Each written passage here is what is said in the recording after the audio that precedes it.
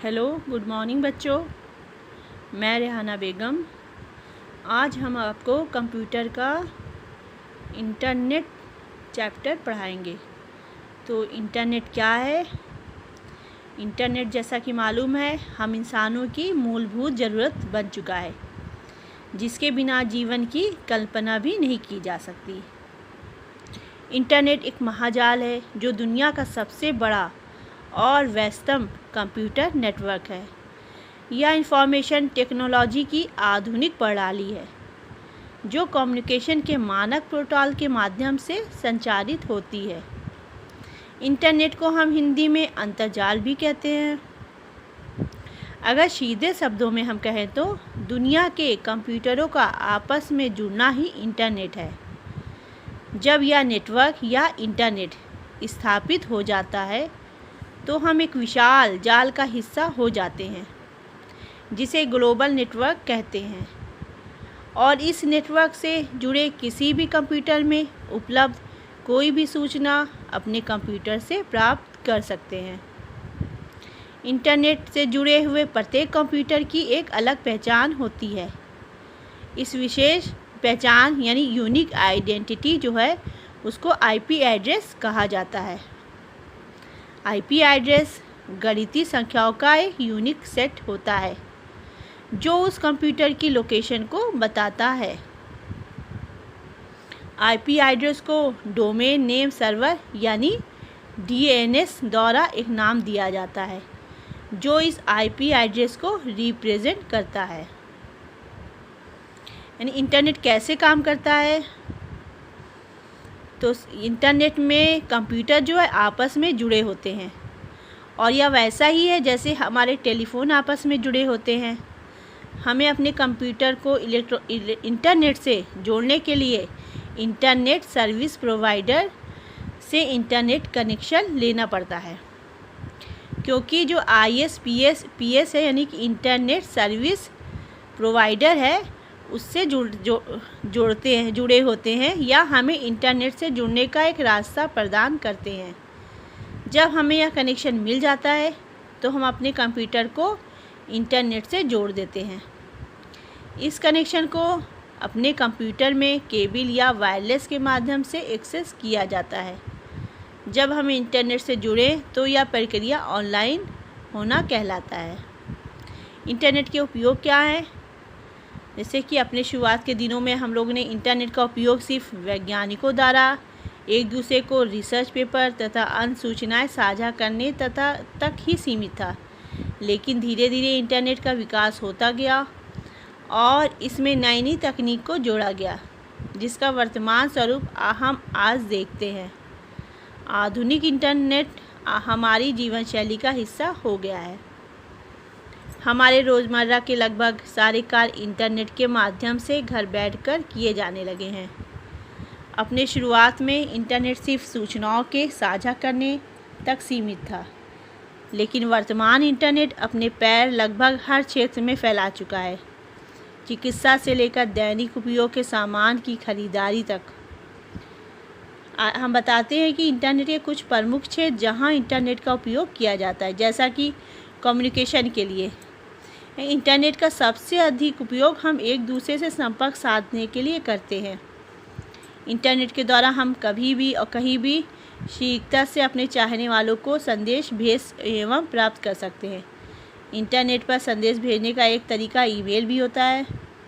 इसके अलावा ईमेल के अलावा सोशल मीडिया साइट्स जैसे Facebook, Twitter, WhatsApp, Telegram, Instagram आदि के जरिए हम रियल टाइम में अपने करीबियों से जुड़े रह सकते हैं और उनकी हर गतिविधि को अपनी आंखों से देखते रह सकते हैं। जैसा कि आप लोग जुड़े भी होंगे इसमें कई सोशल नेटवर्किंग से। और दूसरा क्या है कि खोजने के लिए, जैसे कि इंटरनेट को विकसित ही इसलिए किया गया है कि आज से पहले कभी भी इस प्रकार सूचनाएं प्राप्त करना आसान नहीं था, लेकिन आज हम इंटरनेट के माध्यम से दुनिया के किसी भी कोने से जानकारियां प्राप्त कर सकते हैं, और वो भी कुछ सेकंडों में। हम दुनिया के हर कोने की खबर घर बैठे अपने कंप्यूटर पर ले सकते हैं। इंटरनेट पर जानकारी सूचनाएं खोजने के लिए सर्च इंजन का उपयोग किया जाता है। फिर मनोरंजन के क्षेत्र में भी इंटरनेट का बहुत उपयोग है। इंटरनेट का उपयोग मनोरंजन के साधन के रूप में किया जाता है। मनोरंजन के क्षेत्र में विकल्प असीमित हैं। इसके माध्यम से हम फिल्में, गाने, वीडियो आदि को देखते तथा सुन सकते हैं। पढ़ने के शौकीन अपने मनपसंद लेखक को पढ़ सकते हैं। इसके अलावा हर वक्त का मनोरंजन वीडियो गेम की दुनिया तो हमारे लिए हर वक्त खुली होती है। यूट्यूब पर लाखों मनोरंजन चैनल मौजूद है, जिनके ऊपर रोज़ाना कॉमेडी, शायरियाँ, रोमांटिक वीडियो, फिल्म डायलॉग, देसी कलाकारों द्वारा निर्मित वीडियो, गाने आदि अपलोड किए जा रहे हैं। आप बिना शुल्क के फुल मनोरंजन प्राप्त कर सकते हैं। आपको खुद वीडियो बनाने का शौक़ है तो आप इसके लिए खुद का यूट्यूब चैनल शुरू करें और वीडियो बनाकर अपलोड करें। इसी तरह लाइकी, टिकटॉक जैसे माइक्रो वीडियो प्लेटफॉर्म्स पर भी वीडियो देखें व बनाए जा सकते हैं। शॉपिंग के लिए, जैसे कि इसे ई कॉमर्स कहते हैं या ई व्यापार कहते हैं। इंटरनेट के माध्यम से बाज़ार को घर से ही देखा जा सकता है और अपना सामान ख़रीदा जा सकता है। इसके द्वारा घर बैठे ही किस दुकान पर कौन सा सामान है और कौन सा नहीं तथा उस सामान के ढेरों विकल्प एक साथ देखकर पसंद से अपना सामान खरीद सकते हैं। इसके अलावा प्रचलित फैशन की जानकारी भी जुटाई जा सकती है, जैसे कि Amazon, Flipkart, Snapdeal, Paytm mall, Myntra, Walmart, Alibaba, eBay कुछ प्रचलित ऑनलाइन शॉपिंग मार्केट प्लेस है। इसके बाद इंटरनेट के क्षेत्र में, शिक्षा के क्षेत्र में बहुत इसका उपयोग है। इसे ई लर्निंग भी शिक्षा कहते हैं। यह क्षेत्र तेज़ी से बढ़ रहा है। आज इंटरनेट के माध्यम से हम घर बैठकर ही अपने लिए मनपसंद कॉलेज, स्कूल चुन सकते हैं। इसके अलावा हमारे पसंद के कोर्स किस कोर्स कॉलेज में उपलब्ध हैं और उस कोर्स के बारे में सारी जानकारी, यथा कोर्स की फ़ीस, कोर्स की समय अवधि आदि या जानकारी हम अपने कंप्यूटर पर प्राप्त कर सकते हैं। ई लर्निंग का क्षेत्र काफ़ी विकसित हो चुका है। हम घर बैठे बैठे ही दुनिया के बेहतरीन अध्यापकों से पढ़ सकते हैं। दुनिया की टॉप यूनिवर्सिटीज़ में एडमिशन लेकर पढ़ाई करने की सुविधा का लाभ भी ले सकते हैं। आगे हमें ई गवर्नेंस के लिए भी इसका उपयोग होता है, जैसा कि डिजिटल इंडिया कार्यक्रम इस दिशा में किया गया एक प्रयास है, जिसके तहत डिजिटल रूप में सरकारी सुविधाओं को आम जनता के लिए सुलभ करवाने का प्रयास है।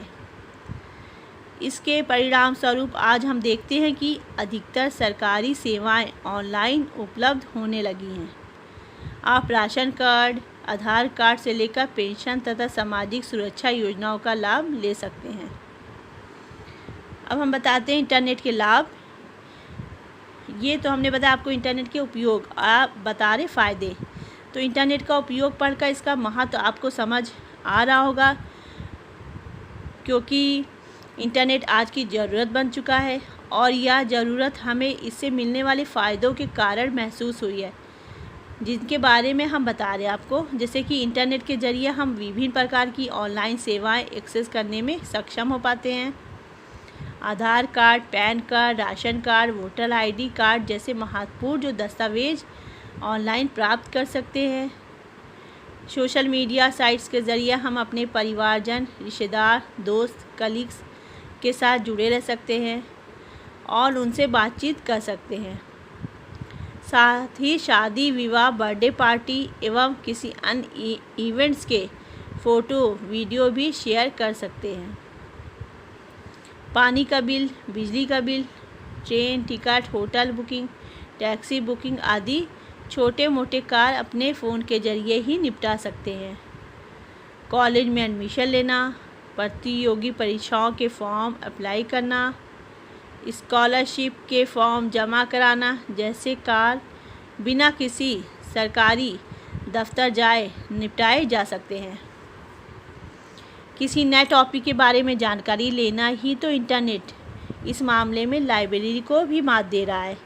आप चलते फिरते किसी भी टॉपिक के बारे में विस्तृत जानकारी मिनटों में ढूंढ सकते हैं।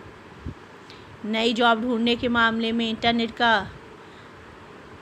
कोई बात ही नहीं है। आप पलक झपकने की देरी में लाखों जॉब अपने लिए खोज सकते हैं और आवेदन कर सकते हैं। या तो बस वानगी है कि इंटरनेट तो सूचनाओं का महासागर है। आप जितनी दूर और गहरे जाएंगे, ज्ञान के असीमित भंडार आपको मिलते जाएंगे। इसलिए आप इंटरनेट के ज़रिए अपनी खोज जारी रखा करिए। और इसके नुकसान हम बता रहे हैं इंटरनेट के। अब फ़ायदे हैं तो नुकसान भी होगा। जैसा कि हर चीज़ के दो पहलू होते हैं, इसी तरह इंटरनेट का विकास होने से इंसान को फ़ायदा हुआ है, तो इसके कुछ नुकसान भी सामने आ रहे हैं, जिनके बारे में बता रहे हैं। जैसा कि समय की बर्बादी।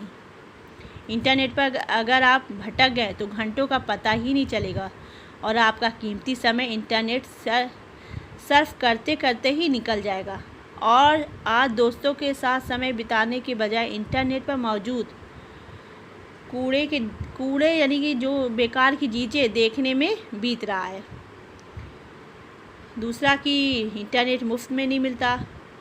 इंटरनेट मूलभूत ज़रूरत तो बन गई है, मगर इस ज़रूरत को पूरा करने के लिए आपको अपनी जेब ढीली करनी पड़ेगी, तभी आपको इंटरनेट कनेक्शन मिलेगा। मेरे ख्याल से इंटरनेट को फ्री कर देना चाहिए। तीसरा क्या है, जैसे कि साइबर खतरा, यानी इंटरनेट आज़ादी का पर्याय है, इसलिए इसके ऊपर मौजूद संसाधनों तक पहुंच आसान है। इसी सुलभता के चक्कर में साइबर खतरों का खतरा हमेशा इंटरनेट यूज़र पर मंडराता रहता है। जैसा कि साइबर खतरा में प्राइवेसी को नुकसान, जैसे कि आज प्राइवेसी सबसे बड़ी समस्या बनकर उभर रही है। लोगों का निजी डेटा चुरा कर बेचा जा रहा है, जिससे बचना बहुत ज़रूरी है, क्योंकि ऑनलाइन रहने पर आपको निजी डेटा ही आपकी संपत्ति है। वायरस हमला कर देता है, जैसा कि आपके कंप्यूटर, मोबाइल फ़ोन तथा अन्य इंटरनेट युक्त डिवाइस को अपने कब्जे में करने के लिए वायरस का सहारा लिया जाता है, जिससे बचना भी एक आम यूज़र के लिए संभव नहीं है। क्रेडिट डेबिट कार्ड जो होती है उसमें भी सेंधमारी हो रही है। यदि आप ऑनलाइन शॉपिंग करते हैं तो पेमेंट करने के लिए क्रेडिट कार्ड या फिर डेबिट कार्ड का उपयोग ही करते होंगे, मगर हैकर जो होते हैं इनकी जानकारी को चुराकर सेकंडों में हमारे बैंक अकाउंट को खाली कर सकते हैं। और विश्वसनीयता का अभाव भी, यानी कि इंटरनेट पर कोई भी अपनी जानकारी शेयर कर सकता है और वीडियो बनाकर यूट्यूब पर अपलोड करके रातों रात स्टार बनना आसान है, मगर यही आज़ादी और सुलभता इंटरनेट को कचरे का ढेर बना रही।